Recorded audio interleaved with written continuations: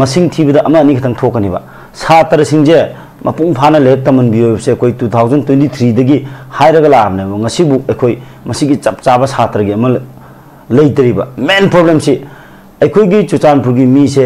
chama gi mathak sire bhuji gi likem da layeng ba ngam da ni ko siri se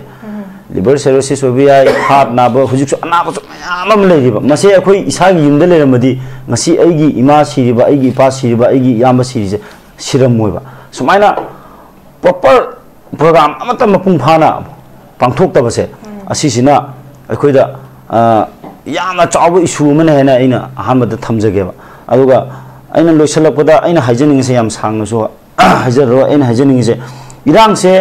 sumoi loroi maramdi irang se loina honabada ai isamak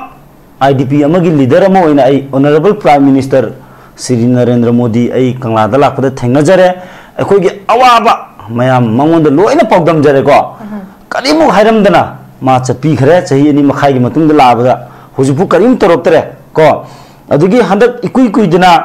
all India gi BJP gi organizing secretary BL Santosh ka aduga BJP gi coordinator Dr. Sambit Patra ga lae akoi che oine pisale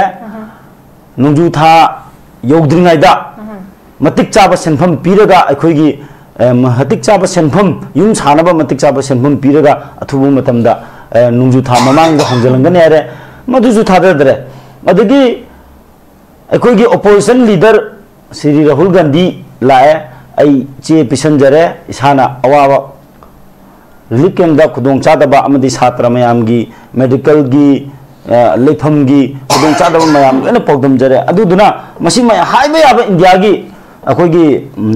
India gi haiba yaba mohamda koi loina haijare che oine pire Manipur gi oine su akoi hanagi ex honorable CM da su koi pisanba yaba pisan gare hujuk ji paliba PR government da su akoi pisanba yaba pisan gare aduna masa thajaba haise leraktre bai ba pamo aduduna aina lebak mayam da appeal tawningi se ko thangai sengna leader se moi leader munabagi khanma ngamdaba se ase thangai sengna popular government ama sembiraga leader ama khanbiro aduga irang se thuna loisanba natragana moi singje loi dissolve tawbiro praja da sinabiro ba aduga ekhoi praja na irang je loisanba ngamgani ba natragana proper government ama sembiro akhoi yam ware ba mandi akoi IDP khakta nate loina ware ba handak moi sangai festival to bose moi yam sengna harak bose GDP ne adu ne IDP gi stall adu free IDP gi stall kun manga duna IDP lising taruk se themba yagadra sini chakhum je buya ai gi ngasi mi chama sigiri se halakpa yagadra ba more gi mayam ama sire ko mi mari je hat na ba gi siye ba medical package amata leitabdi lei mangam dabdi ngasi se moi mari de hinkalam ngamgadra ba moi mari de hinkalam ngamgadra ai mi chama hena siri je hinkalam ngamgadra ngasi aina yam tentang hajening je lithoi ngandi ga hemji ki hakchang je phangdribo jibo maitei amagi akhoi gi culture gi akhoi gi tradition gi oiba magi mathong ngam pangthok pangam dribo magi mama mapa do ngsim magi milugi pirang kangdri haba imalebak Manipur se mache tana kaiba yaro hena ngasi akhoi handak third me gi rang siga mari lena mi chani hena sigre magi mama mapa do ngasibu pirang kangdri ha tare sidai da akhoi sangai festival yawo je ka yaudinu sin da khoina government thamjari ai direct so haijarame ko hujuk so thammi aduna irang solution ge haragadi tangai sengna popular government amtang ai IDP mayam gi muhut chilaga aina amuk khusa tara lonjaduna lebak mayam amadi hujuk pairiba sarkar sida hujuk pairiba MLA singida aina hajaring je popular government ama sembiro irang solution biro natragana moina ngamoi haragana surrender tawro adum sangtari gi ko ko aina ngasai ha hajagi bido sangai festival boycott tawjare tawbigunu haire tawre moina phuda akoi makal makha kya ge kongjan numi humni sure sangapa hujik kari tawrakadage haise moi imagine tawbiro masi aina su kari haigedo no khangde kanano IDP ama tholaga hujik kari tawrakodono masi aina thingbusu ngamoi mandi magi chakpam chakuna aina themang ngamoi ba aina ngasa yam samna haigido agi pagi photo do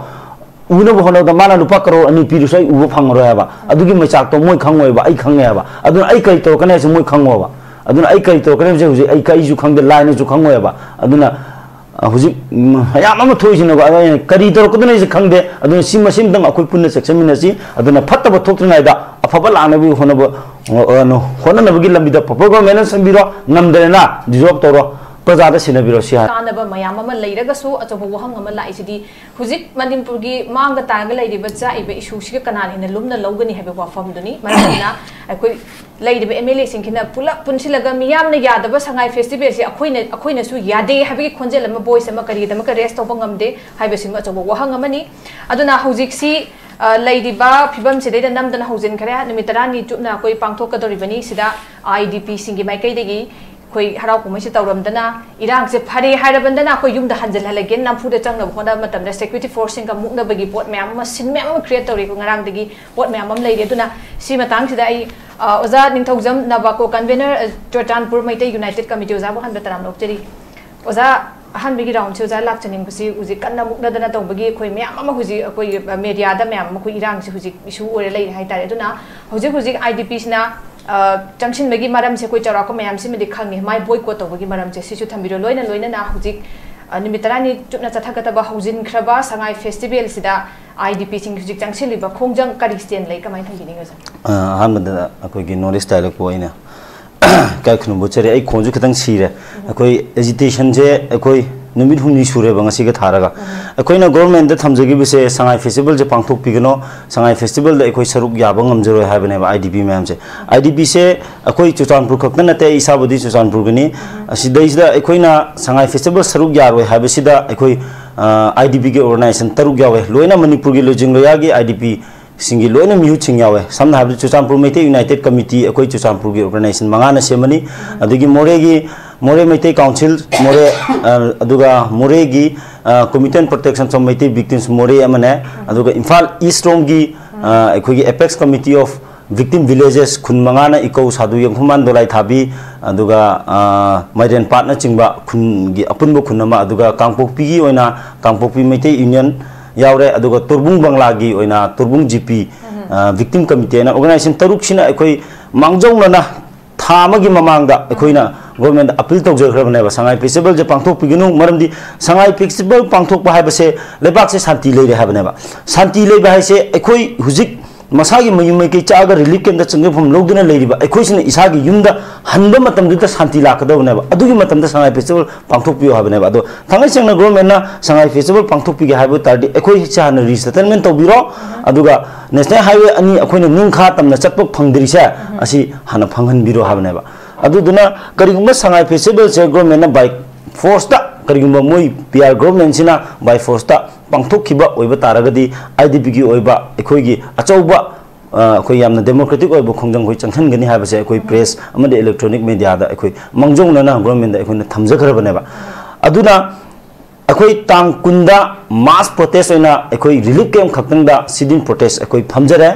अदुगी मतुंग दबक्ता तांग कुनमा थोइदा मोइना नमफुदा संगारगा तौबुदी अखोइ रिलीफ कैंप दगी मपान थोकलेबा मपान थोलकपदगी ngarang se ekoi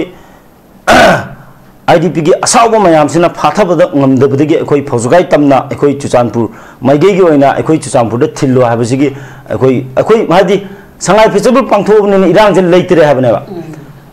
irang je leitre harabne ekoi yumda thillo habase haibam thokone ba ima oja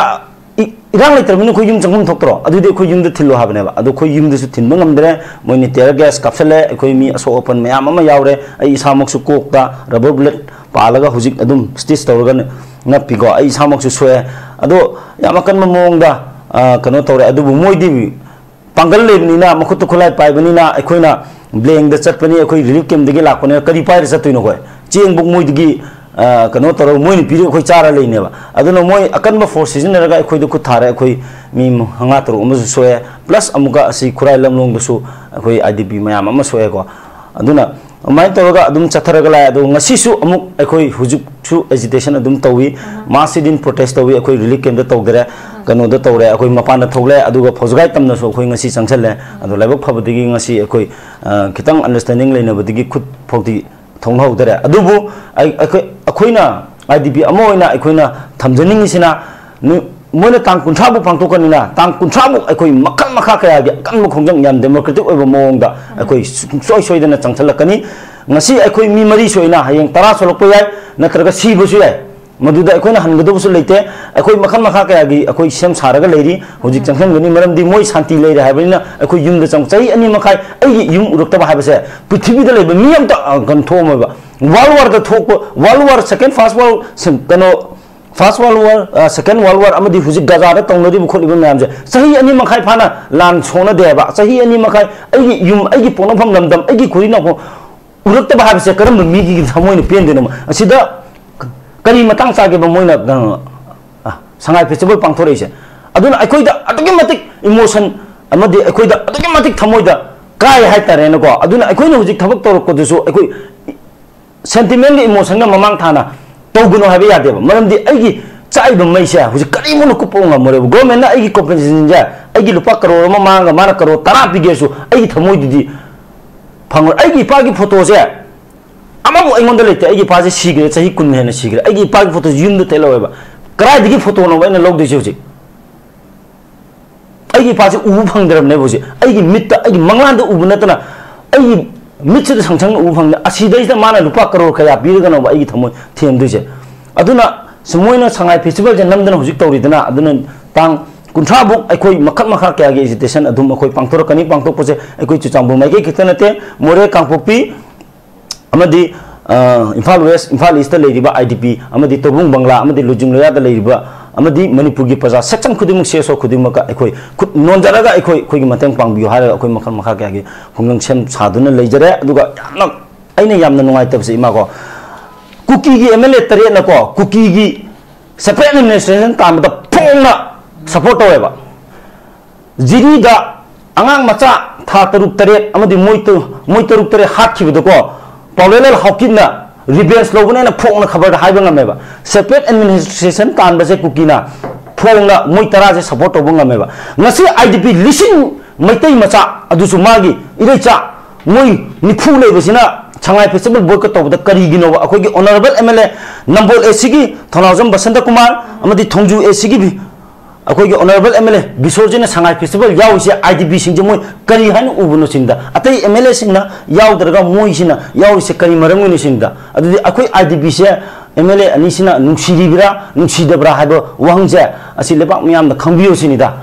अखोगी से हुजिक अखोगी सेंटिमेंट जे खितंग खंबियो हाबनिदा अखोइना हाजबदी एमएलए अनिसिना याउबा आथर जे करिनो सिंदा मोय लोइना सुयावब नते मोयनी खक्तना आईडीपी ना बोयकॉट तौरे हाबसे लेबा मियाम मोयना खंगबनी खंगदब उदब तादब अमत लेरमरोबा पृथ्वी से लेरिब जीव पांब खुदिमुक लोइना तारमनिबा आईडीपी ना संगाई फेस्टिवल सरुक यारो हाबसे अदो मोय अनिना कमायना तादबिदा आईडीपी के अगेंस्ट द कमायना याविरमिलो सिनिदा होय गवर्नमेंट के ऑफिसर अतै स्टाफ यावद यादबा मागी टूरिज्म डायरेक्टर गी करिगे करागे खोई मिते मजा यावरसु अदुना मिगी ऑफिशियल ओइगरे मोय अदुदनको अदो मोय अनि यावबसिदी आईडीपी अमा ओइना अखोइना थमोय सोकनको नुंगाइजदे हाइतारे इवन हुजिक स्टोर कुनमंगा हांगी सुबोक्ता ngasi ai प्रेस तो उबदा याम चुम्ब्र लाम थंगदे लोइना विड्रॉ तौबगी मोय चे थारगा लोइना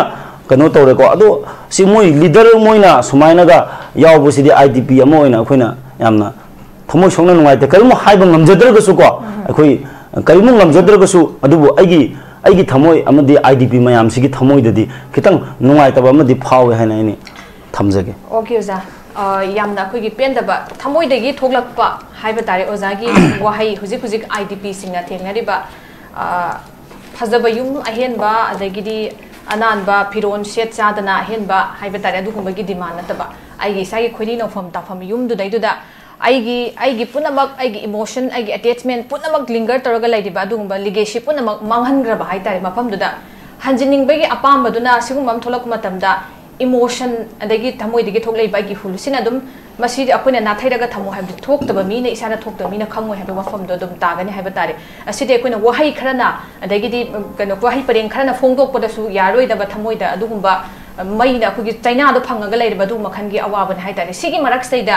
अदगी no matter how much Sangai festival अले कल्चरल फेस्टिवल सिना अखोइदा प्रोडक्टिव ओइबा मयाम अमा माइके यादगी लैबा तारगा हुजिक थोइबा इशू सिगा कनान हेना लुमी करमबना हेना कोइना मिदेंग चंगफम थोई करमबगी हाना सोल्यूशन पुरकफम थोई हाइबा अचौबा वहंग सिंगी इन बिटवीन अनि सिगी मरक्ता लाकपा पोने हाइतारे मरमदुना यामना पेंदबसी कोइना कोइगी लेजिस्लेटर सिंग लेंगाप सिंग लेंगाप मपु सिंग मियामगी वॉइस ओइरिबा मियामगी मिहुत ओइरिबा मकोइना मियामना पामदबा संगाई फेस्टिवल से कोइना सु यानिंगदे कोइना सु पामदे हाइबगी अपुनबगी खोंजेल अमा थोक्तबा अदो अहोइना दु मकोइगी एमएलए अनि यावबगी वफम सिन हेना आईडीपी सिंगदे कोइगी चाइबा मैदगी हाइजिन बोइना थोकबा हाइतारे यामना अदुगुंबा अयोबा थाके दुगा सेंटिमेंटल ओइबा दुगमा पोतनि लैरिसे दुना आई मखा तान जंक्शन गिने हाबगी स्टेन से लैरे स्वाइगी मतंग गिदा शांति लैरे हाबा मालहनब कुपसिन नब होटनबगी पोटम क लाइजे ओजा मनि हादा ओजा अहान बराउंड दिन सुजाना खरा हाइलाइट तोबी कि बिदोजा सिगी मतंग गिदा अदे बोरो बेकरा गिदा आईडीपी सिंग हंजलो नोय मी लोइना पुरगा हंजलो अदगी सेफ्टी सिक्योरिटी क्यामु यामना फजन पीरेगे अमा फु याउदना हानदगी अखोइगी पुंसी हिंगब चेंथोरा मफमदुदा मसा मसा मु जंक्शिलो हाबगी पोट अमा सिगुंबा मयामसना अखोइगी तसेंगना पॉपुलर गवर्नमेंट अमा लाकपा याननबगी लोइन ऑर्डर फिबम से फतबना पिया लाकपनी मसी यारगदी इंग तपगदी पॉपुलर गवर्नमेंट अमा हंजलकबा यादुनी हाबगी पोटु स्वाइगी मीटिंग सिदा हाइतारे कमाइन थंबिनिगो जा खतंग खरे हेल याम चुबे साइ थमजगिबदो मोइगिदी मोइ तखम तखबा आदि सेरपा पाखोंदु लोइसलाबनिना शांतक मोइगी कना कना लामा कान सोइदना के मणिपुर द पॉपुलर गवर्नमेंट लाकना बा क्वेश्चन खोलनी याम थुना तौरनी खोलनी ना दे मोइना सेमंग मंगम तबदि खंगदे सिगी गारंटी मा फेट लेबा मान अदुना से बफर जोन खाइदोगा लैदिबा मी लिसिंग के याम मयुम द हंदना लैदिबा सिगुम सेंसिटिव इश्यूज मैम मा कोइदी नाथाइदना दुम थंबा अदुगा मसिदा कोइगी लेजिस्लेटर सिंग न्यूज स्टेन अमा लौदबगी याम पेनिंग आविदबा ममीसिमा दुम तारी अदुना कोइ ओजाना बदम लाक्चगे ओजा ngasi de कोइगी अचौब कल्चरल फेस्टिवल हम पांथोए अदुगा कोई गवर्नमेंट काउथोकपीरबगुम नाथैरबगुम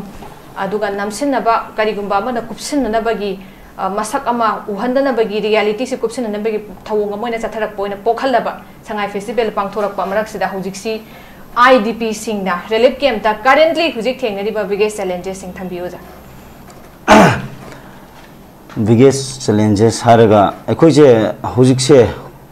खादी लाइबक थीबसे गवर्नमेंट की प्रोग्राम से प्रॉपर प्रोग्राम अमत ओइदबसे मरमदी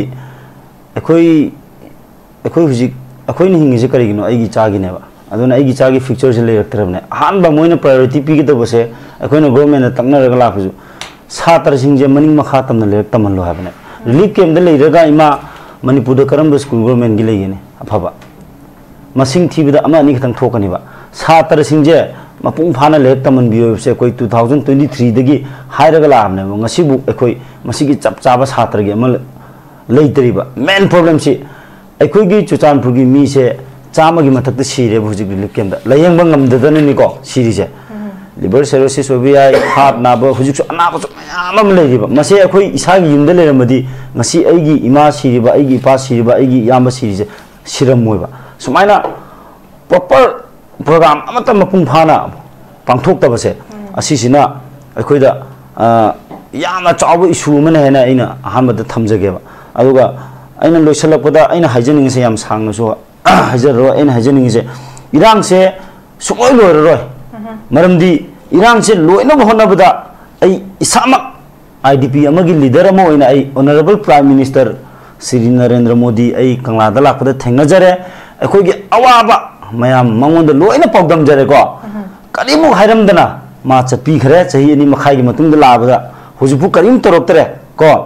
अदुगी हंदक इकुई कुइदना ऑल इंडिया की बीजेपी की ऑर्गेनाइजिंग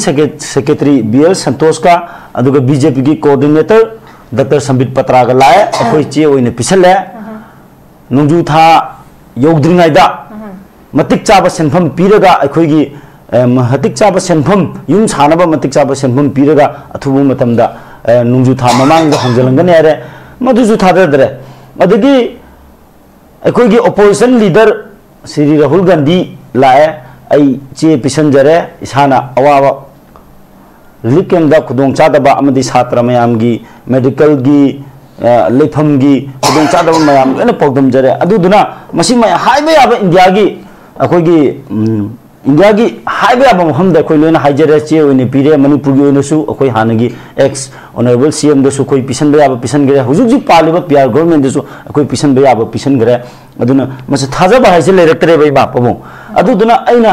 लेबा मयाम दा अपील तौनिंगी से को थंगाई सेंना लीडर से मोई लीडर मुनबगी खनबा ngam दबसे असे थकई सेंगना पॉपुलर गवर्नमेंट अमा सेंबिरगा लीडर अमा खनबिरो अदुगा इरांग से थुनो लोसनबा नत्रगना मोय सिंजे लो डिजॉल्व तोबिरो प्रजादा सिनाबिरोबा अदुगा अखोई प्रजाना इरांग से लोसनबा ngमगनीबा नत्रगना प्रॉपर गवर्नमेंट अमा सेंबिरो अखोई यम वारेबा मरमदि अखोई आरडीबी खक्ता नते लोइना वारेबा हंदक मोय संगाई फेस्टिवल तोबसे मोय याम सेंगना हारपसे GDP ने अदुने ने IDP की स्टॉल अदु फ्री पी IDP की स्टॉल कुनमंगा दुना IDP लिसिंग तरुक से थेंबा यागदरा सिनि चखुम जे पुबा यागना आइगी ngasi मी चामा सिगिरि से हलकपा यागदराबा मोरेगी मयाम अमा सिरको मी मरी जे हात नाबगी सियबा मेडिकल पैकेज अमता लेतबदि लयिंग मंगमदबदि ngasi से मोय मरी द हिंकल मंगमगदराबा मोय मरी द हिंकल मंगमगदरा अखोय मी चामा हेने सिरि से हिंकल मंगमगदरा ngasi अने यामा अना याम तेंतना हाइजेनिंग जे लिथोय नांदीगा हेमजि की हचांग जे फंगद्रिबो जिबो मैतै अमगी अखोयगी कल्चर की अखोयगी ट्रेडिशन की ओइबा मागी मथोंग ngam पांगथोकपा ngamद्रिबो मागी ममा मपादो ngasi मागी मिलुगी पिरांग कंगद्रि हाबा इमा लेबाक मणिपुर से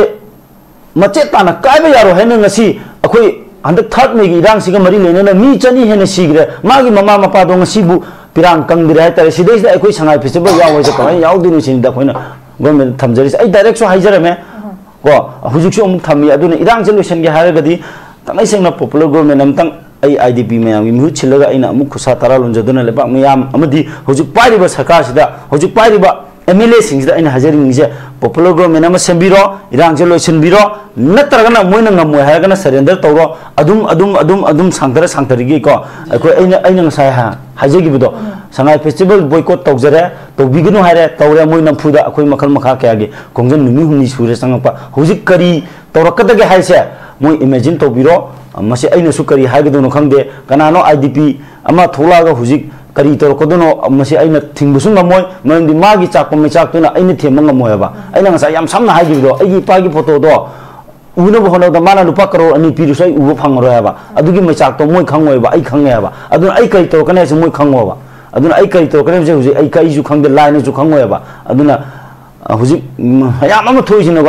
करी तौरकदुना से खंगदे अदुना सिम सिमदंग अखोय पुन्ना सेक्समिनसि अदुना फत्तब थोक्तनायदा अफबा लानबि होननबगी लंबिदा पपो गवर्नमेंट संबिरो नमदरेना डिजॉल्व तौरो प्रजादा सिनबिरो सि हारग लोसिन ओके ओजा थैंक यू सो मच यामना कना तौबा अखोयगी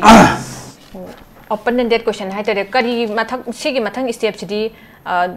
करी पेंदबा करी नुंगाइतबा अमसुंग करीगुम इथिल मन हेक्टा साथिबम थोलकपसु याय नत्रगा करी लाकन इट्स रियली वेरी अनसर्टेन हाइबंगमदे हाइबदुगी स्टेज सु यौरबन हाइतरे खोंथांगसे